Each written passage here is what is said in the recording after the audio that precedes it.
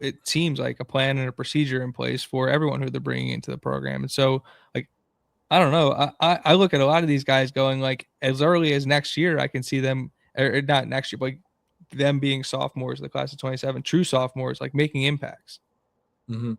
A lot of these that you're speaking about, a lot of the guys on campus.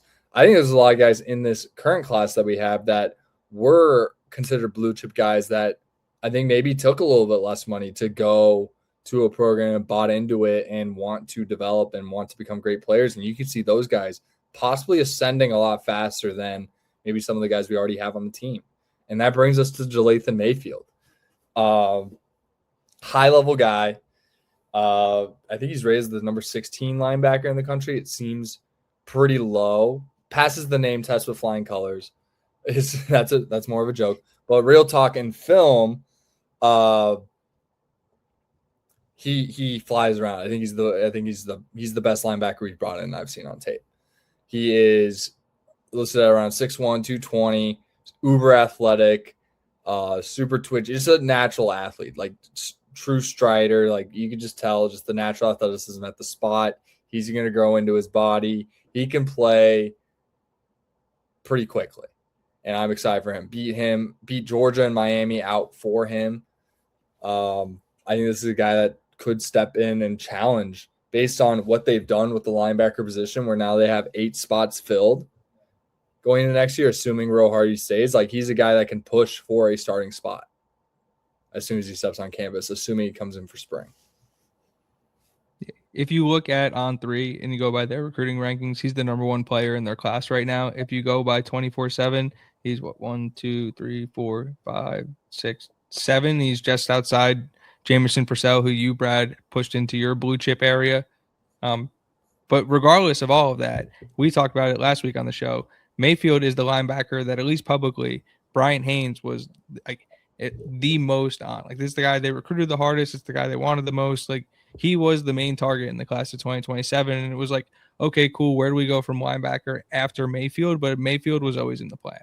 And so it's like, again, we talked about like a guy like Brendan Sharp being like, if you like, how do you know recruiting's going well for Indiana? It's when they're getting guys like Brandon Sharp, when they're getting guys like Jalaythan Mayfield, who you're seeing appear around the program multiple times, and like they're locking in these long-term relationships. That's how you know that recruiting's going well. Like, locking down Jalaythan Mayfield and not losing him to a team like Miami or a team like Georgia who could put some shiny things in front of him goes to show you that they're not just selling false narratives or fake promises or just saying things in Bloomington. Like, there's substance behind these recruiting processes, and you know that's the one that they really wanted, made it known that they wanted it, and locked it up. That's a win. Yeah, and he's a really, really talented player. Yeah, and John Jacobs puts in the chat, one of your boys, Jaden Williams, greater than Mayfield. They're both blue chip guys. Like, maybe. I think Mayfield is that they're going to compete against each other. Guess what? They'll be on the field together. I'll tell you that. Bollinger, Williams, Mayfield, like they're going to be pushing each other, and they're going to be Savage. Like, they're going to be Brackney. They're going to be pushing each other up to that limit. And that's what we want to see. And there's a lot of individually, like as a collective, it's not going to blow you out of the water, but I'm just looking at this year's class. Like, there's a lot of guys that I think just watching their film that can push for playing time very early. No, that's what I was saying to you. I think like the more so than classes in the past. No, that's what I'm saying. I think the class of 2027, when that class, like this class, 27, are true sophomores, that they'll be making like an impact on this football team. Mm-hmm. And no, our defense. Anything else on Jalaythan? Linebackers. So. It could be though. That'd be kind of sick. I don't put it against Brian Haynes to roll out 4 or 5 or even maybe 6 linebackers potentially one time. What are you talking about? We lined up D'Angelo Pons in the slot, Brad. I'm not putting anything past this football team.